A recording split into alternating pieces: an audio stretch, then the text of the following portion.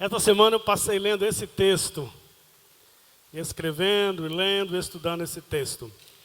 2 Timóteo 4:9. E ele vai estar também aqui no Data Show. Olha o que ele diz. Eu quero ler até o versículo 18. Mas depois que eu ler, eu quero que você continue com sua Bíblia aberta.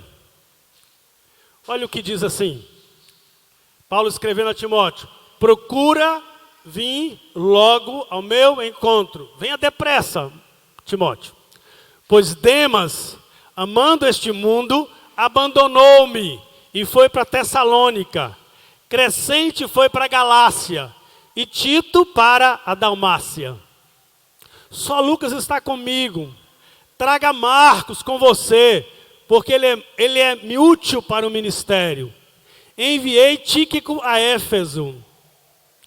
Quando você vier, traga a capa que deixei na casa de Carpo, em Troade, e os meus livros, especialmente os pergaminhos. Alexandre, o ferreiro, o latoeiro, causou-me muitos males, mas o Senhor lhe dará a retribuição pelo que ele fez. Previna-se contra ele, porque se opôs fortemente às nossas palavras. Na minha primeira defesa, ninguém apareceu para me apoiar. Todos me abandonaram. Que isso não lhes seja cobrado. Mas, olha a mudança aí. Mas o Senhor permaneceu ao meu lado. Amém? Amém? E me deu forças, para que por mim a mensagem fosse plenamente proclamada, e todos os gentios a ouvissem, e eu fui liberto da boca do leão. O Senhor me livrará de toda obra maligna, aleluia, e me levará salvo para o seu reino celestial. A Ele seja a glória para todo sempre, aleluia. Vamos ler só esse último versículo, vamos lá? Vamos lá, amados? O Senhor me livrará de toda obra maligna e me levará salvo para o seu reino celestial. A Ele seja dada toda glória a Deus. Amados. Para que a gente entenda esse texto, nós precisamos entender o contexto. Nós precisamos ir lá para Roma. E quando você olha para Roma, você precisa olhar para os imperadores romanos. Dos 14 imperadores romanos, 13 eram homossexuais. Eles viviam na pior das orgias. Eles eram assassinos e eram assassinados. Um deles era Calígula. Calígula era tão doido, tão doido, tão doido, que todo mundo que chegava perto dele, Calígula matava. Aí ele que foi casando com as suas irmãs, até que casou com Drusila, uma das suas irmãs. E depois que Drusila morreu, ele ficou louco. Aí depois ele foi assassinado. E veio outro chamado Cláudio. Cláudio, o imperador Cláudio era doido, doido, doido, doido.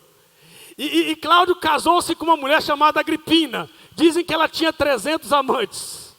E um dia Agripina mandou assassinar Cláudio. E aí surgiu Nero. Nero é o maior, é o louco dos loucos, é o lunático. Nero assumiu Roma com 17 anos, era o grande imperador. Ele era tão louco, tão louco, tão louco, que ele criou a cesariana. Sabe por que ele criou? Porque ele queria matar sua mãe, Agripina. Aí ele tentou sufocar a mãe sobreviveu. Ele tentou afogar a mãe sobreviveu. Ele disse, eu não sei como é que eu faço para matar minha mãe. Um dia ele pegou a faca e cortou a mãe na barriga e fez a cesariana, em homenagem a ele, né? E Nero é tão louco, até que um dia Nero estava e um grande incêndio tomou conta de Roma. Toda a cidade de Roma pegou fogo. Para você ter uma ideia, dos 14 cidades, 14 bairros de Roma, 10 foram queimados. Esse fogo foi tão grande que 70% da cidade foi queimada. E aí as pessoas começaram a olhar para Nero. doido gosta de fogo. Deve ter sido ele. Ele disse, não, quem botou fogo em Roma foram os cristãos. Então as pessoas disseram, vamos atrás dos cristãos. E os cristãos começaram a ser perseguidos, crucificados e torturados. E eles pegavam os cristãos e eles então jogavam os cristãos na arena para os animais e os leões comerem. Eles também pegavam os cristãos, jogavam óleo sobre os cristãos e colocava fogo. Se a rua não estava muito iluminada, leva um cristão para iluminar a tua rua. E os cristãos eram colocados fogo. Isso é o ano de 64. E Paulo está chegando ali em Roma no ano 64. E ele vai ser julgado por Nero. Mas Paulo passa 3 anos ali esperando o julgamento. Agora estamos no ano 67. Os cristãos estão sendo mortos. E Paulo está chegando a sua vez. Ele vai encarar Nero. Ele vai ser talvez decapitado. Ele vai morrer. Então ele escreve a sua carta para Timóteo. Ele diz, Timóteo, emocionalmente eu estou abalado. Os meus sentimentos estão à flor da pele. Timóteo, traga uma caixa de gardenal para mim, porque o negócio não está fácil aqui, Timóteo. E ele começa a registrar, ele começa a mostrar os seus dramas. E o primeiro drama que Paulo fala a Timóteo está no versículo 9. Ele diz, Timóteo, eu estou com as minhas emoções na solidão. Eu estou vivendo na solidão, Timóteo. Timóteo, venha para cá depressa, Timóteo. Chegue antes do inverno, porque todos me abandonaram. Traga Marcos, porque eu estou sozinho. Quando você vier, traga mais gente. Vamos fazer, eu estou aqui na prisão, na solidão e na angústia. E o que Paulo está dizendo é o seguinte, Timóteo, gente precisa de Deus, mas gente precisa de gente. Estou precisando de amigos, estou precisando desabafar. Nero é carrasco, Nero é terrível. Eu estou naquela masmorra fria e eu estou precisando de gente. Venha depressa. O primeiro drama de Paulo é a solidão. E como é difícil lidar com a solidão, sabe? Quanto mais você precisa de gente, mais gente some de você. É isso que Paulo está experimentando. A segunda experiência de Paulo que ele diz é o drama do abandono. Ele diz, Demas me abandonou, Timóteo. Demas foi embora.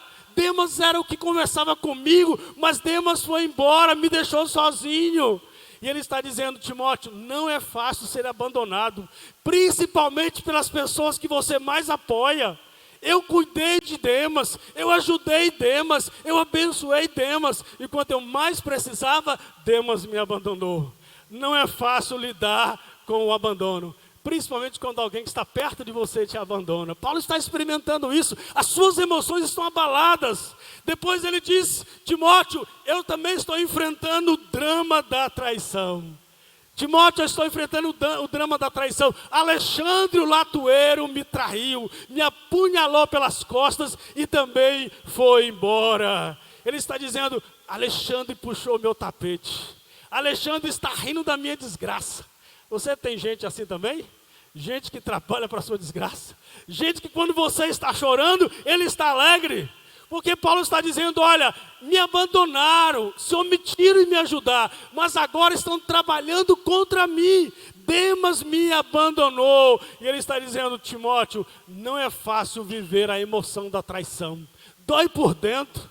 Sabe, ele era da igreja. Eu cuidava de Alexandre. Sabe o que Alexandre fez? Alexandre me apunhalou pelas costas. E agora eu estou lidando com as emoções da traição. Mas aí no versículo 13, ele diz, Timóteo, eu estou enfrentando o drama das privações.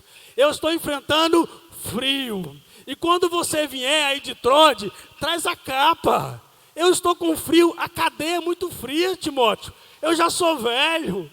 E eu estou sentindo frio, e eu não tenho nenhuma capa. Quando você vier, traz a capa.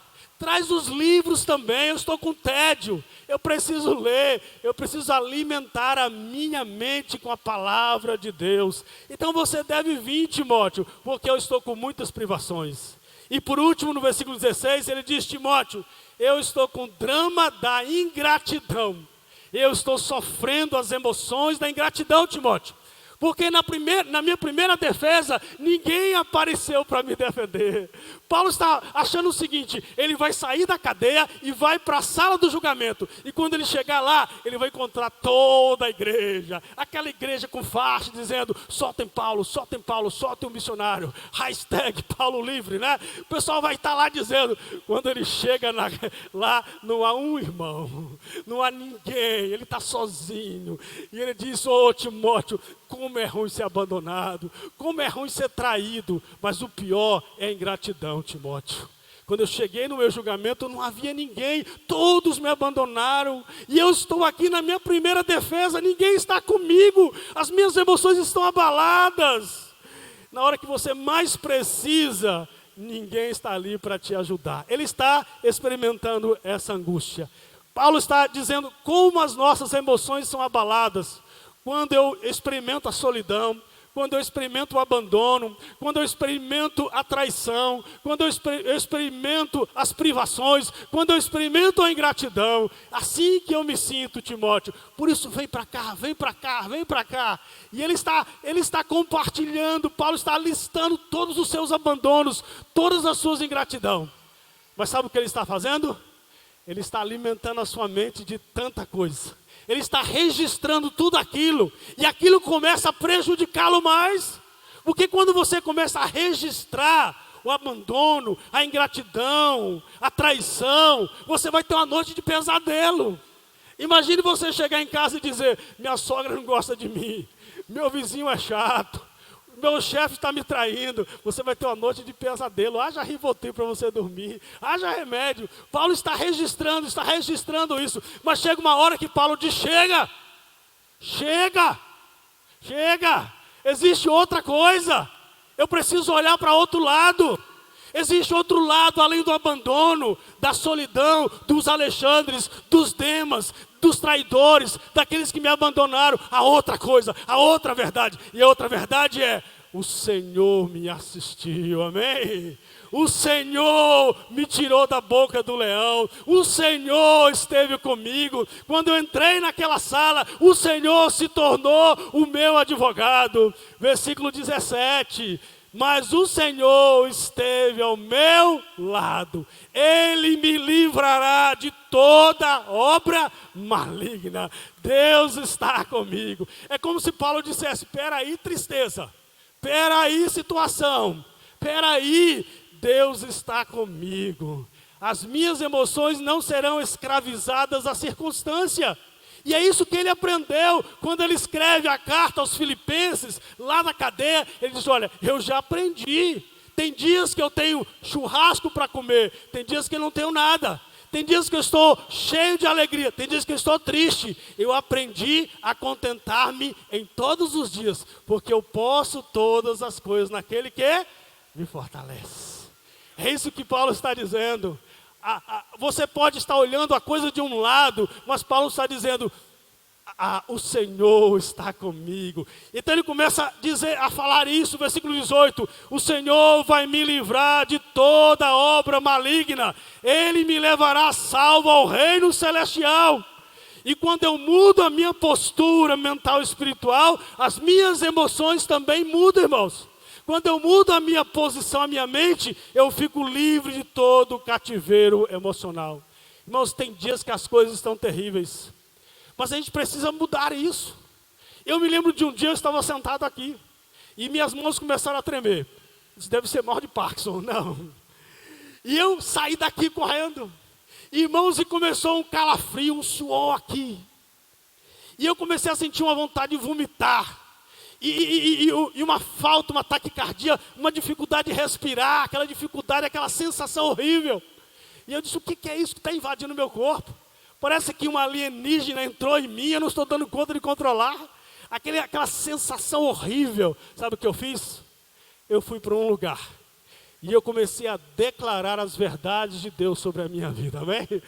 Eu fui para o Salmo 46. O Senhor é meu refúgio, fortaleza, socorro bem presente no dia da angústia, amém? eu fui para o Salmo 91, mas eu não abri o Salmo 91, eu fui me alimentar do Salmo 91. Porque não basta você ter a Bíblia aberta no Salmo 91, você precisa se alimentar das verdades do Salmo 91.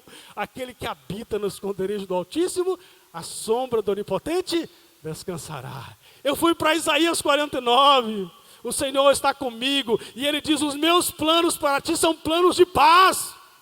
E o Senhor esteve comigo, e Ele esteve me ajudando, e Ele esteve me abençoando. Por isso nós precisamos mudar as nossas emoções, alimentar todos os dias com a verdade. O que Paulo está dizendo é assim, um me abandonou, um me traiu, um me jogou para fora, um fez aquilo. E quando você começa a registrar esses movimentos emocionais, é lógico que você vai ter pesadelo. Mas quando você diz, não, o Senhor está comigo.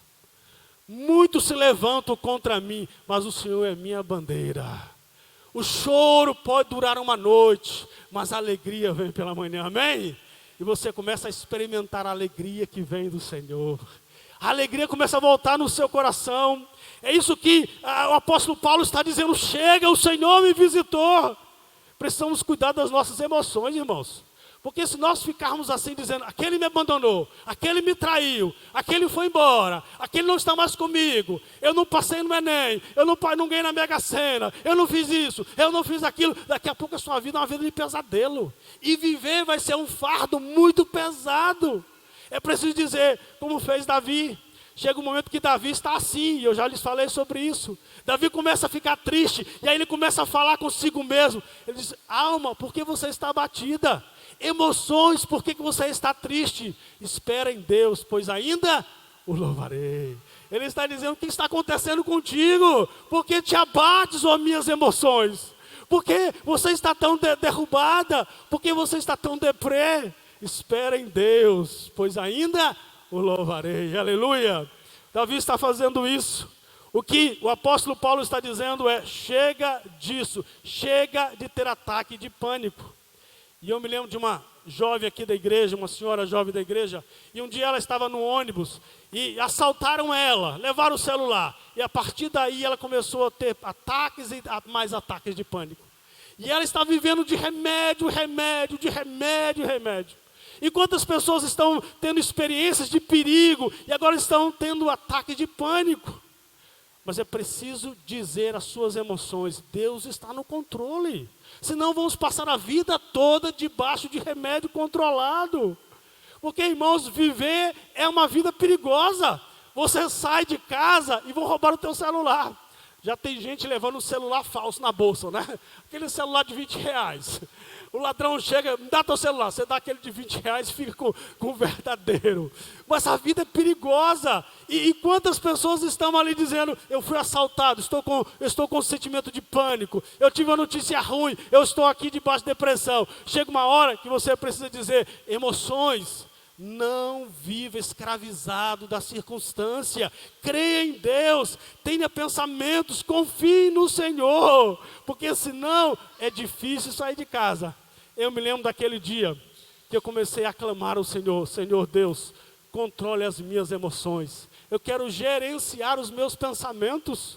Eu não quero mais que os meus pensamentos sejam dirigidos ao abandono, à traição. Eu quero que os meus sentimentos, que as minhas emoções, que os meus pensamentos sejam levados cativos à tua presença. Eu quero chegar no teu trono. E eu me lembro que aquele dia eu cantei uma música, eu canto bem.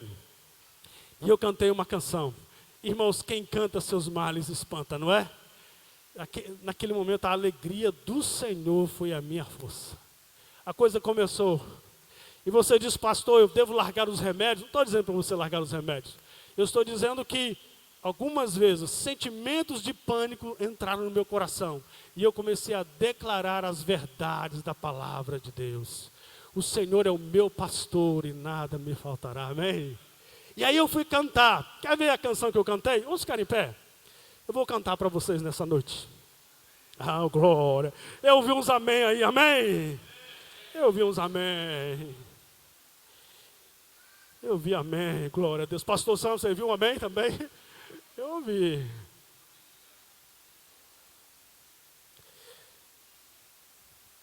Quando eu cheguei em casa naquele dia, eu comecei a alimentar o meu coração da palavra de Deus. Talvez você vai passar por experiências assim. E vai chegar dias em que você vai começar a sentir sentimentos de solidão, sentimentos de abandono, sentimentos de tristeza, sentimentos de traição, sentimentos de desamparo, de privações. Nesse momento você vai começar a declarar quem é o seu Deus. Deus é maior do que os seus problemas, amém? Não há lugar mais profundo que Deus não seja mais profundo. E aí eu comecei a cantar essa canção. E pastor Ubatã conhece a canção também, amém? Oh Deus. Eu comecei a cantar essa canção no meu coração. Eu posso imaginar o apóstolo Paulo ali, preso com frio. E de repente Paulo volta os seus olhos para o Senhor e diz: mas o Senhor está comigo. O Deus de Jacó é o meu refúgio e fortaleza. Sabe o que aconteceu com as emoções de Paulo? Elas voltaram para o lugar que elas nunca deveriam ter saído. E um sentimento de alegria voltou ao coração de Paulo. Você não precisa dormir carregando pesadelos. Você pode cantar ao Senhor e dizer: eu me alimento das verdades da palavra de Deus nesta noite. E eu cantei essa canção. Oh, canção linda quando você está abatido.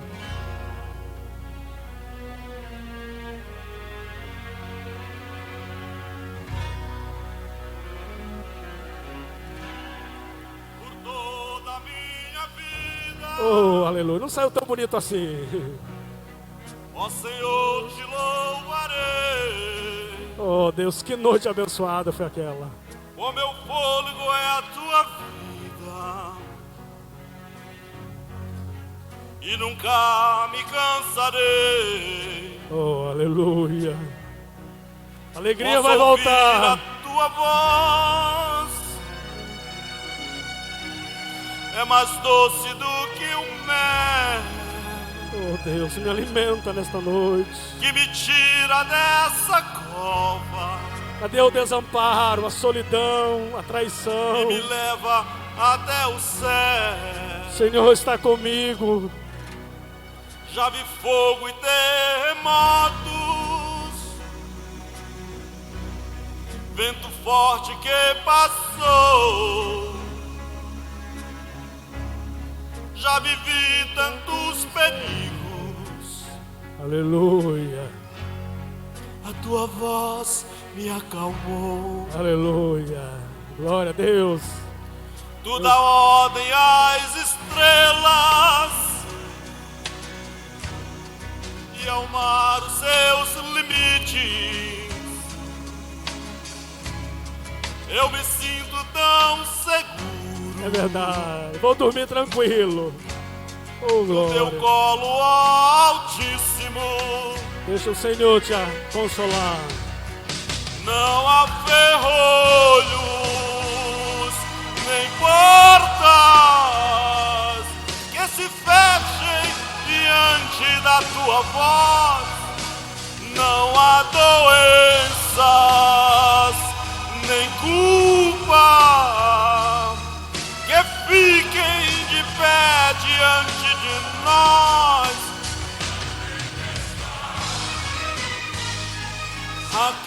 Acalma Oh, glória. a voz daquele que tudo criou, pois tua palavra é pura, escudo para os que neles creem. Aleluia. Celebra a glória de Deus. Ele é o nosso escudo, a nossa fortaleza, Aleluia. aquele que nos guarda, aquele que está conosco todo o tempo. Ele é fiel.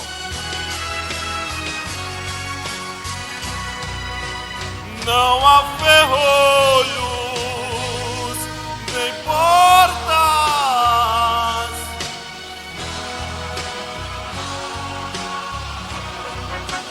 Não há doenças, nem culpa que fiquem de pé diante de nós. Se a tempestade acalma na voz daquele que tudo criou, pois sua palavra é pura, escudo para os que nele creem. Oh, aleluia. Aleluia. Aleluia. Podem sentar, amados. Oh, aleluia. Vamos voltar à minha palavra. Obrigado, pastor Batan. Se ele viesse, eu ia cantar. O apóstolo Paulo está falando e alistando as suas demandas, os seus dramas, mas ele diz, olha para cá, Deus me assistiu, Deus está comigo. E a presença de Deus vai mudar as minhas emoções. Ele vai encher o meu coração de alegria. E aqui nesse texto eu aprendo algumas lições.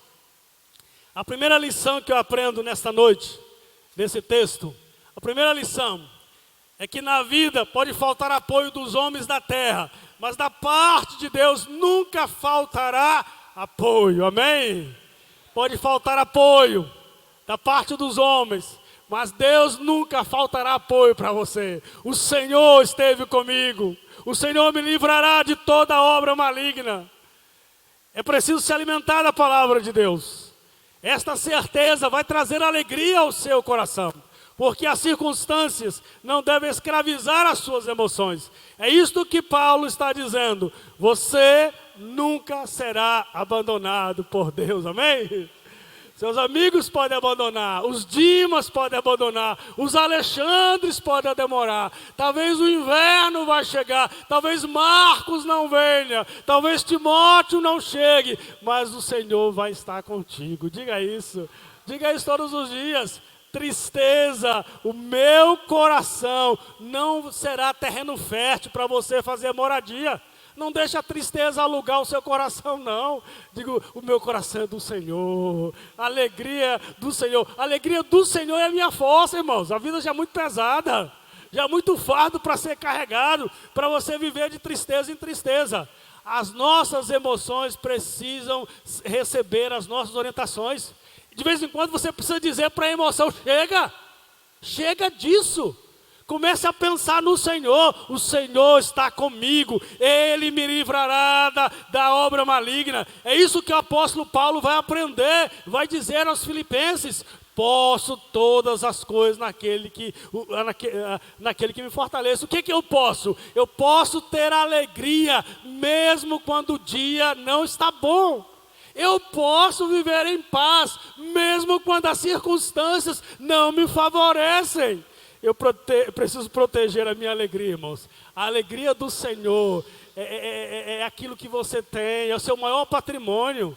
Não deixe as circunstâncias tirar a sua alegria. As coisas estão difíceis, diga, Senhor, traz paz no meu coração, enche o meu coração da tua paz. Porque a Bíblia diz que nós temos paz com Deus, mas temos que experimentar todos os dias a paz de Deus, que excede todo o nosso entendimento. É preciso dizer isso. Está triste? Senhor, vem estar comigo.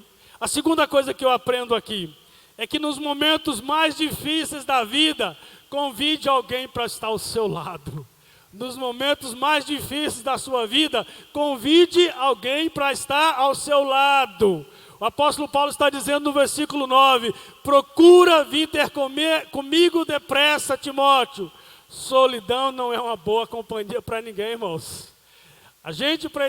Nós precisamos de Deus, mas gente precisa de gente. Temos que convidar pessoas, temos que construir uma rede de amizades.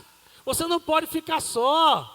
Tem horas que você precisa de aconchego, de abraço. E uma das melhores coisas que tem para lidar com as minhas emoções é conversar. A psicologia afirma, choque é bom. a hipnose é bom, mas a melhor maneira para você lidar com as suas emoções é falar, é contar os seus sentimentos, é abrir o coração, é ter alguém para você conversar. Paulo está dizendo, Timóteo, vem logo, quero ter gente para conversar. Comece a construir redes de amizade, gente para você ligar. Mas tem um irmão que gosta de me ligar 1h da manhã. Para mim não. Liga para o pastor Sam, liga para o pastor Urubatã. Tem um irmão que me ligou 3h da manhã. Pastor, quero falar. Digo, 3h, meu irmão? Não, eu acordei aqui com um pesadelo. Liga para o pastor Marcelo, ele deve estar acordado. Mas como é bom ter gente, né? Você acorda assim, 3h da manhã. Deixa eu ligar para o pastor Marcos. Eu vou acordar ele, eu vou conversar até 6h da manhã com ele. Oh, coisa boa. Paulo está dizendo, Timóteo, vem logo, Timóteo. Eu quero conversar sobre as minhas emoções. Eu quero estar contigo. A terceira verdade que eu aprendo aqui, a terceira lição, é deixe Deus cuidar das pessoas que fizeram mal a você. Alexandre, o latoeiro, me causou muitos males, mas a vingança pertence a Deus. Aquela vontade de se vingar, aquele ódio, né? E eu me lembro daquela senhora que diz, pastor, no papel aquele miserável separou de mim, mas o ódio eu vou carregar aqui no meu coração. E quando ela estava falando disso, eu me lembrei daquele filme faroeste antigo, Seu ódio será a minha herança. Alguém se lembra? É antigo que só. E eu estou dizendo, meu irmão, a senhora vai morrer com esse ódio. Deixa a vingança para Deus. Se alguém está aí falando de você, se alguém está espalhando coisa de você, se alguém está falando coisa ruim de você, entregue para Deus. Diga, Senhor, cuide desse miserável, cuide dessa pessoa, porque a vingança pertence a Deus. Por que você vai perder a sua paz por aquela pessoa? Diga, Deus vai cuidar de você. No momento certo, Deus vai trazer juízo sobre a tua cabeça.